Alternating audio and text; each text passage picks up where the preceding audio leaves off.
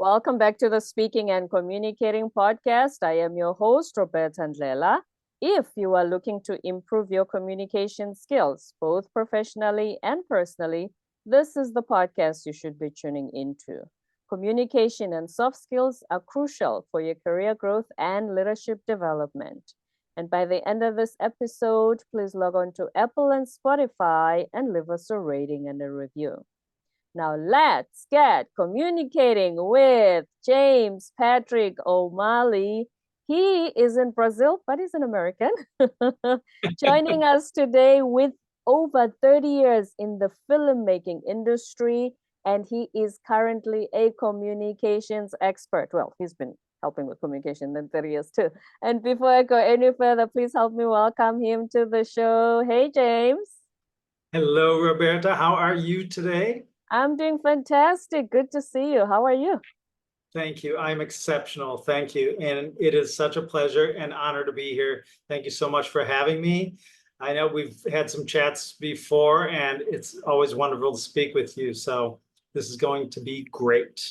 It's going to be great indeed. Thank you, James. And it's my pleasure to have you on the show today. When you say exceptional, not many people say I'm exceptional when you ask them how you are. So this is really good. Yes, I'm exceptional. And the idea is the more you say you're exceptional, the more exceptional you actually are, right? It's the feeling. It's kind of like that idea of standing in front of the mirror and saying, I love you, I love you, I love you to yourself, right? Mm-hmm, mm-hmm. And at first, if you don't have that habit or that regular practice, it's inside you're thinking, oh, wow, yeah, I know, but I don't know, maybe. It's kind of weird. It's kind of weird. But after a while, it's pretty amazing. So yes, being exceptional is great. And it's also a wonderful way to meet people for the first time. Because most people, whether you know them or not, and you say, so how are you? And they come back with, oh, I'm fine. I'm okay. I'm good. And they're like, how are you? And if you say, I'm exceptional, they go, oh, whoa, oh. That's a first. Yeah. Really? Is it possible? Are you pulling my leg? Right. But it's so important what you're saying, though, because we're going to talk about communication. And before I ask for your background, all communication starts from within. No? Yes. Yeah, it does. And it's interesting because that whole idea of being able to perceive the words that want to come out and know over time and practice whether or not those words that come out are going to be words you're really thrilled about having come out of your mouth, or if they're words that you second guess or you're unsure about. And so that whole practice, the training, the practice, and it's not practicing how to say hi, but the practice of being really specific about which words you want to be in your daily vocabulary has this huge impact immediately and even more so over time on actually how people feel about hearing those words that come out of your mouth, regardless of the subject, whether it's positive or negative. Mm-hmm. Which is, like we said, it's a part of the whole communication industry, so to speak. So before we get into that, please give us your background. My background. Well, as you said, I'm in Brazil right now, Rio de Janeiro. That's because I'm a dual national, Brazilian American. I was born in the United States.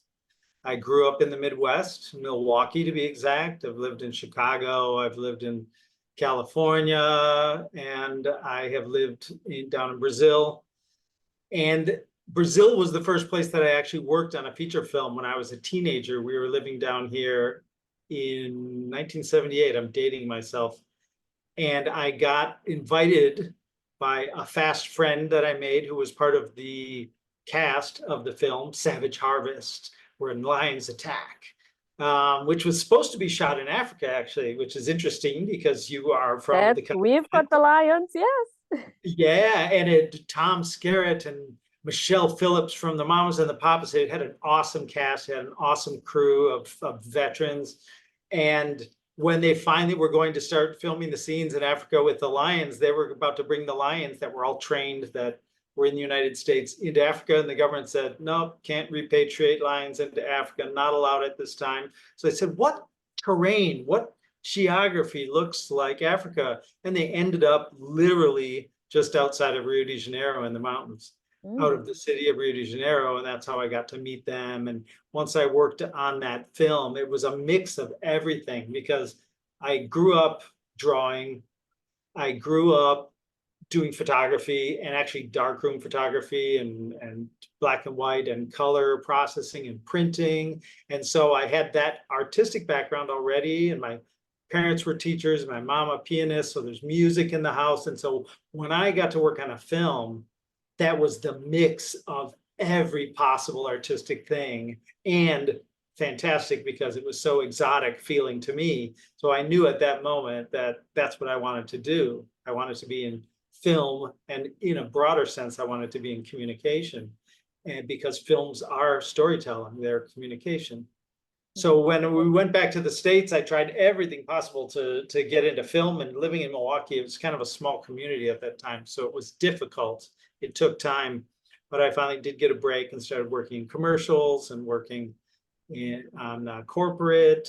And so a lot of advertising, a lot of marketing, a lot of communication, and started working on feature films and lighting, and moved my way up. So when I started my production company in the States, this about 35 years ago, started producing and then started directing, and basically did that so I could be one of the people making decisions.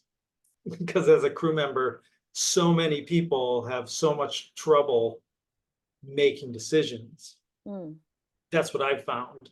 And today, as a communicator, jumping to today, I think that that's one of the things that I feel is so important to help people with in the process of learning how to communicate better. It's learning how to make decisions better, because communication is a series of on the go, run and gun decisions. What is coming out of my mouth, and how is that going to color me in this environment, in this group of people, or in this large space? If I'm working with a team, how are those words going to validate what I have to say, are going to embrace the people on the team so they feel like they are acknowledged, and we are grateful for their presence, and yet at the same time you're trying to communicate something that enables them to exceed their own expectations, and hopefully as a team exceed the client's expectations, the boss's expectations, or even at home exceed your wife's expectations or your husband's expectations, right? So it is about decision making. I think communication is decision making, because you decide what's coming out. That hasn't been articulated that way before, and we probably have talked about those parts of communication, but to actually say it is decision making is quite interesting, because a lot of the time we think only leaders or somebody, somebody who leads a team makes the decisions. But I'd like for us to expand on that, that whatever station you're in, and the way you communicate, to have made that decision to say what comes out of your mouth. I think that if you can just expand on that, that's an interesting perspective. Well, and it's interesting that you said, thank you for that. It's interesting you said about leaders and leadership, because leadership is also a decision. And you could be an assistant, and I'll use filmmaking for an example. There are many people that have worked in filmmaking or have experienced a filmmaking set, and they see the production assistants running around doing all the things, getting the coffee for people, and they think, oh, that's the grunt work. That's the guy that's gonna do this grunt work and the dirty work, and so other people can sit in their chairs and make decisions. No, the assistant is critical, because that assistant can decide to be a leader and become a person that is going to exceed the expectations of the people around him and make the ability to succeed on the set even greater. And so just like in an office space, it could be the male guy. The male guy can decide to be a leader and exceed expectations. And it's not a leader in the sense, the misguided sense, that he's going to go and tell people how they should open their mail or how they should sort it or how they should even do their own job. No, he's going to be a leader because he is going to demonstrate this ability to be so present, so pleasant, so grateful, and so precise, and so wonderful, so exceptional, that everyone around them is going to be, wow, I can't wait till I get the mail. I can't wait till I get the mail. Because of how he does it. Not just that I'm a mailman, I deliver mail, but there's the exceptional part, as you said, because wherever you are you exceptional in that? So it's saying that's displaying the leadership characteristics. Yes, absolutely. I believe so. I mean, it's easy for someone to say, I could say, oh, as a director or a producer, leadership, and assistant's not leading anything. You know, I'm the leader, I'm the decider. This was me that made this happen, and I'm the one that called them to come work on this so that they could get me coffee and all that. Well, that guy's not even a leader, because his mentality isn't that of a leader. The leader would be, if we don't have coffee, how's the client going to be smiling in front of the monitor? He's going to be like, where's my freaking coffee? How do you execute? What's the value of the investment? Let's say it's a $500,000 commercial that you're doing for a big brand, and you just have one day to do it. If everybody on that crew of a commercial like that, you probably have a crew of 70, 80, cast of 20, 30, got 100 plus people going, plus all the vendors outside of the actual shoot day. You have all of this money on the line, and that, you know, maybe 300,000 of that 500,000 will flow out on that very day. Every single person needs to be there 110%. They need to each be a leader. Mm-hmm. And so for me, the definition of leadership isn't who's the guy I'm going to turn to when I'm not quite sure what to do. No, if you're not sure what to do, you should be surrounded by people that know what to do. Right. And if you're there and you don't know what to do and you think like a leader, you're going to figure out how to get it done. You're going to figure out. You know how to find the answer. Like, we're Yeah. saying you know where to look for it or how to look for it or how to find the answer. It doesn't mean you have all the answers already, but you know where to look for them. No, I never have all the answers, but I love finding them. Yes. Right. And that's also part of the joy of everything from filmmaking, from working on movie sets to commercial sets to all of these things, as well as working in post-production, as well as working one-on-one with a client that I'm coaching that's going to go to another country and give a presentation with English as a second language. They're going to give a presentation at a major conference that is a huge international conference. And there's everything riding on it.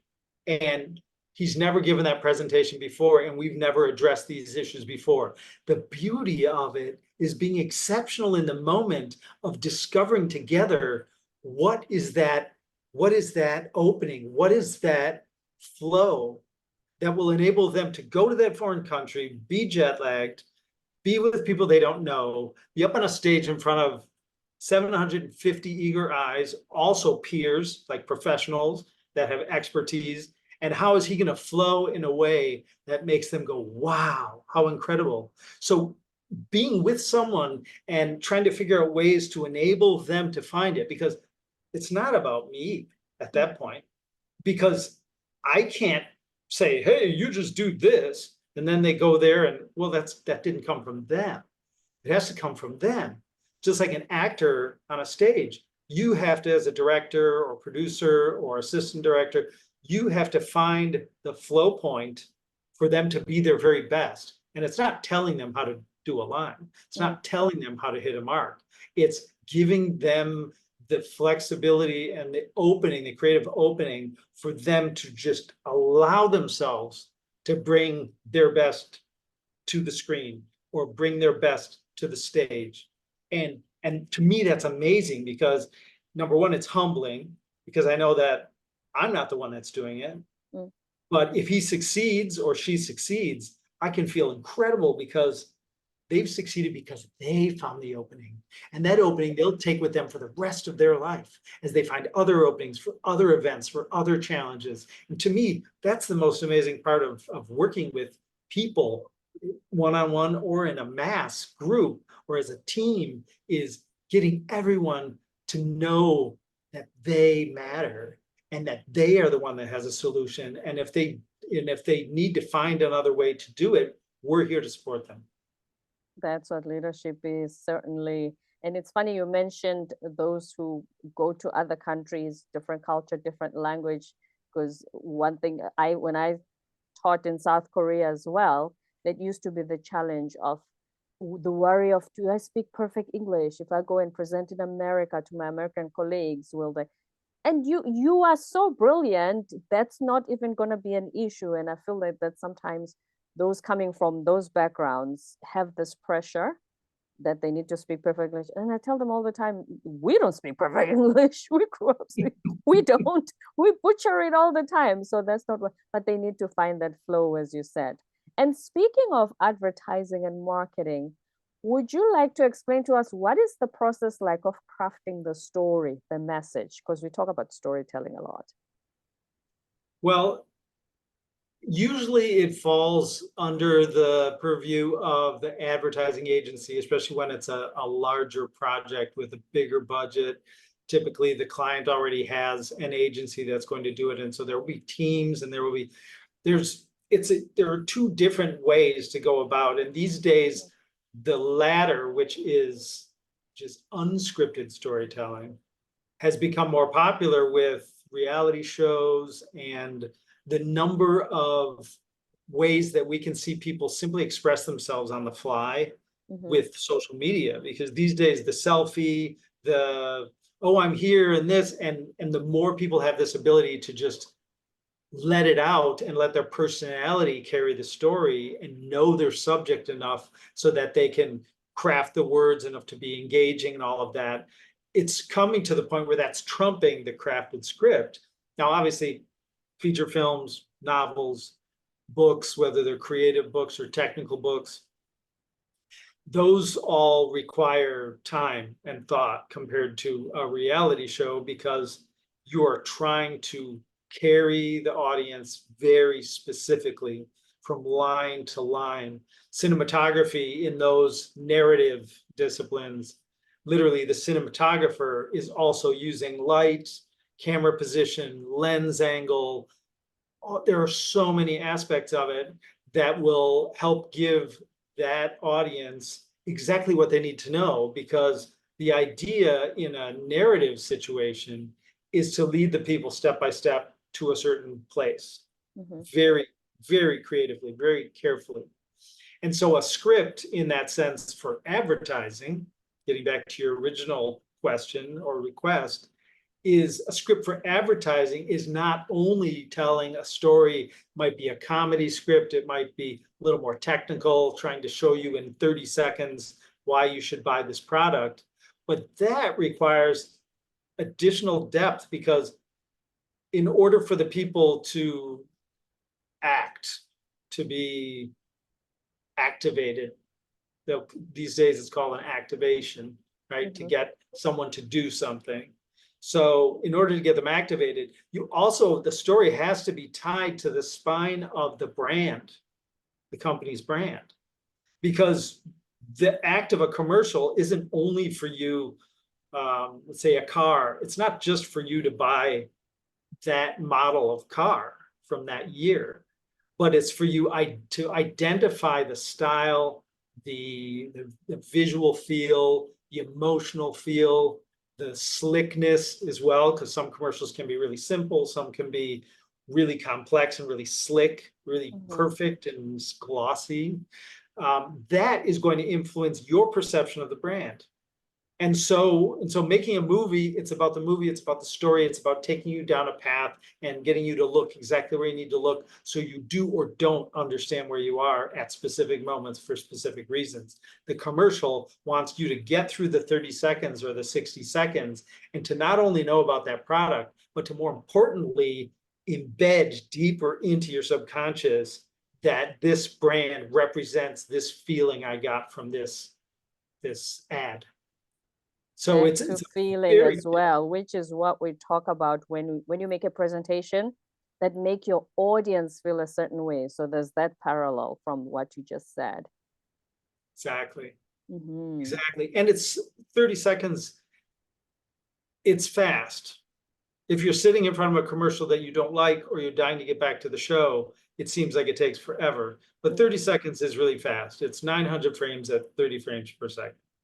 So as an editor, 900 frames. So I have 900 frames to work with. And you lose some usually at the beginning and the end if you're fading in and fading out. So you're somewhere around 900 frames in a 30 frame per second commercial to get across hopefully an idea that sells products, but also embeds deeper in the person's subconscious the way that they should feel, so that the next time they see it, they feel it even deeper and even deeper and even deeper. It's a repetition. And repetition, like in music, like African music and Brazilian music, there's a lot of repetition in the rhythms and the beats, because that breeds transcendence. So in advertising, if you're able to repeat over and over and over again a precisely crafted thing that has a precisely crafted result, that breeds a transcendence that becomes a subconscious reaction. So when you see the Nike swoosh, it's like, oh, Nike. And it's Yeah. not, there's not even you don't need to think about it. It's there, one frame of it, and it's registered there. So it's a very different way of storytelling than even a corporate film or unscripted. And I've done a lot of unscripted where I've had a client come and say, I'm not quite sure what I'm going to do, and I don't have an ad agency, but I need to tell this story, but there's really not a script. And so in those instances, often I'll do a deep dive with them on what are the things that we want to show, what are the things that you want to show. Let's look at all of our resources that we have, and then we will literally go and just capture everything possible. And when people are involved or animals are involved and Mother Nature is involved, there's one on my website that we're filming one of Frank Lloyd Wright's houses, and it's down in Phoenix, Arizona. And it had been rescued by a developer. He rescued it from another developer that wanted to tear it down and build a big development. And it's one of his famous designs. It's a circular house, so it looks like a dragon circling. And it was positioned in the cardinal points so that the center of the house was a sundial. So the sun would rise and it would do a sundial. And so you could tell the time of year, and the sundial would tell you the time throughout the year.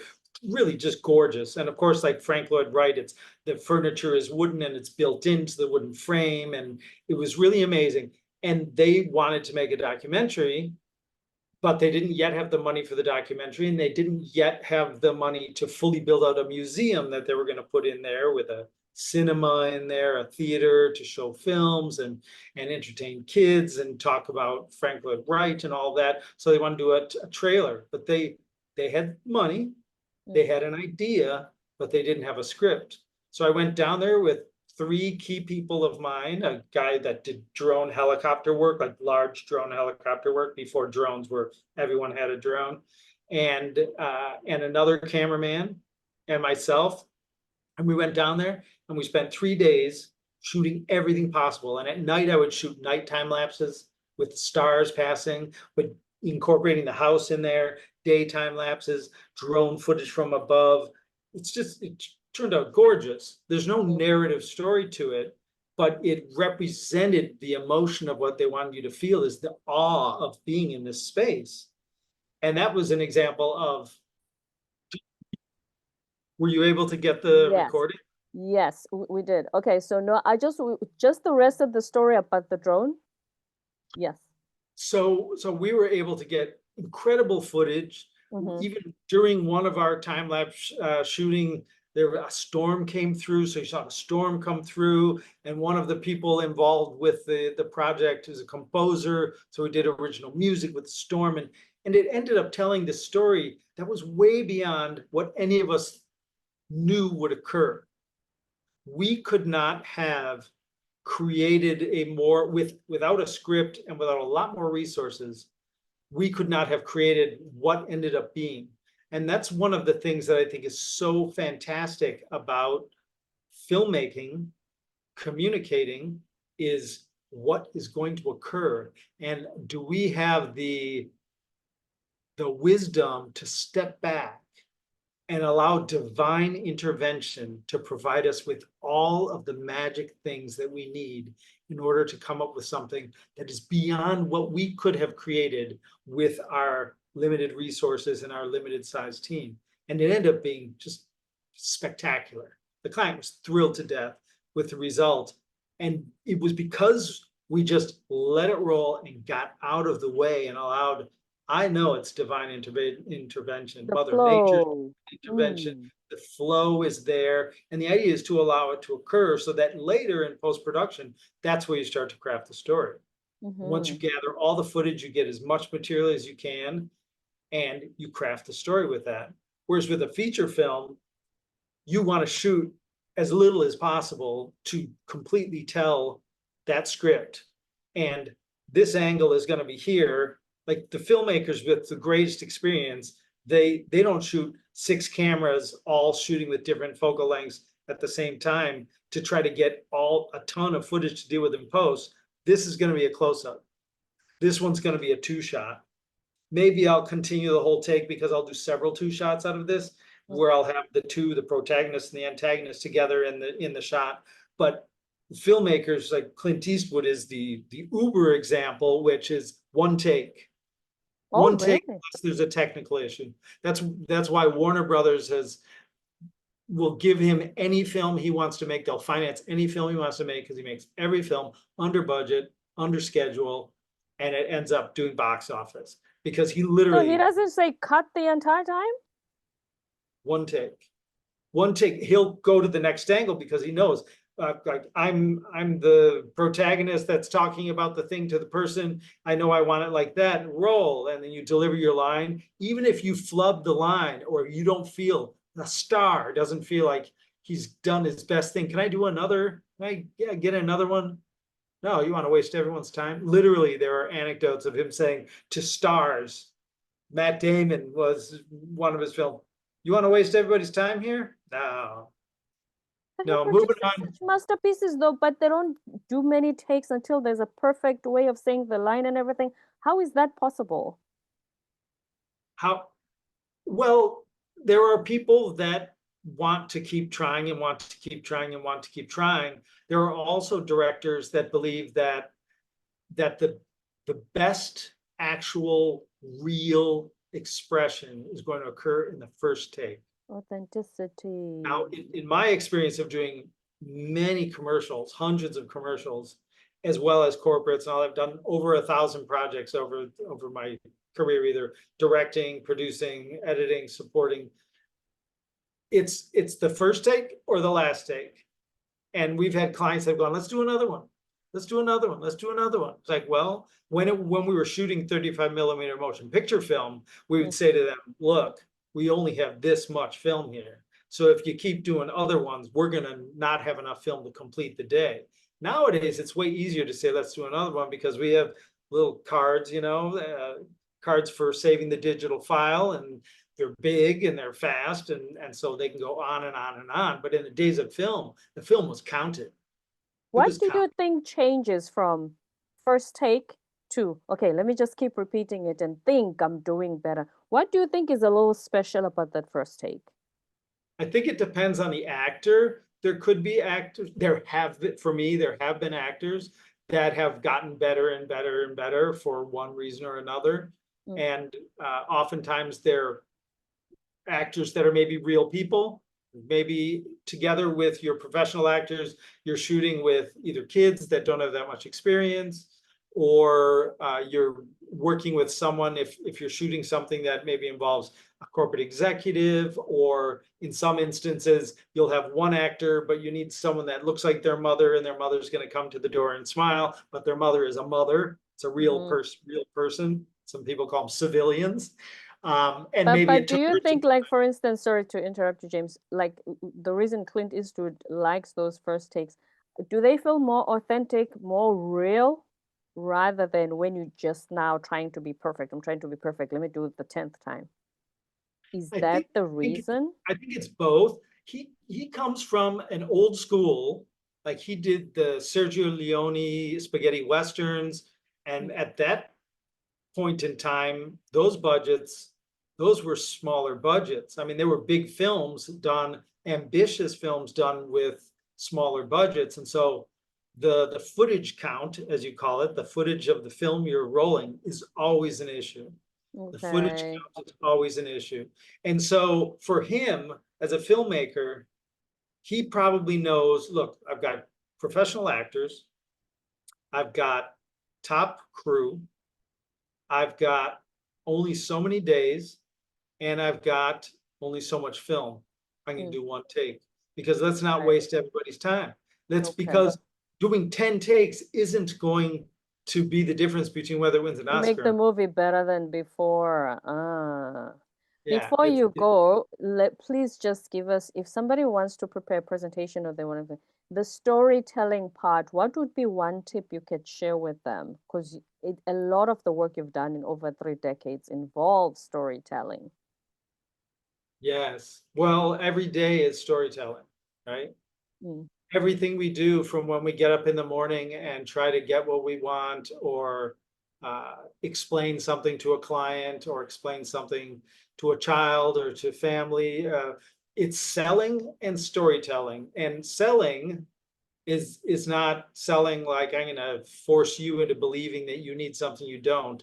Selling, like true sales, is storytelling in order to clarify why this is such a beautiful solution to something that you have shown is a conflict or a problem or an obstacle. So storytelling is that. Advertising in its best sense is storytelling in order to show you how we can solve your problem or your issue that you're trying to solve, whether that's with our new product or whether that's with our service or whatever that is.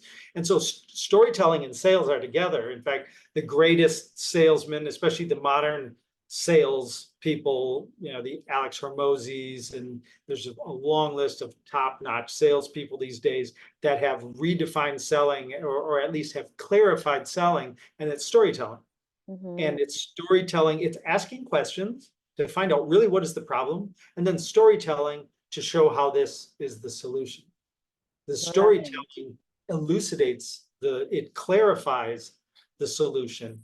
And so storytelling needs to be relevant. It needs to be relevant to the audience in the sense that I I could go to Europe and try to tell a story, especially with a joke in English, to someone who speaks another language where the translation of the joke doesn't work. It won't land. Yes. Yeah, so I'm it really, multilingual as well. I've tried to say something in Zulu, and then when my English friends say, "That sounds funny, please can you tell it to me?" It just doesn't land the same. So exactly. yes, it needs to be relevant. Thank you so much, James Patrick O'Malley, for being here today, the communications expert with over 3 decades of filmmaking experience. Would you like to share your socials or your website before you go? My social, the easiest one to remember Mm. would be my LinkedIn, which is James Patrick O'Malley, altogether, Omalley. And my company is Carnaval Pictures, Carnaval like in Brazil, Carnaval Pictures.net. And I'd love to see you come by to say hi. James Patrick, I've been saying it wrong. O'Malley. I say O'Malley as if I'm speaking Zulu. Sorry about that. O'Malley, James Patrick O'Malley. Thank you so much for being on the show. This has been so much fun. Thank you. Thank you. It's been an honor and a pleasure. As always, like I said before, it's super fun talking with you. My absolute pleasure, James. Don't forget to subscribe, leave a rating and a review on Apple and Spotify, and stay tuned for more episodes to come.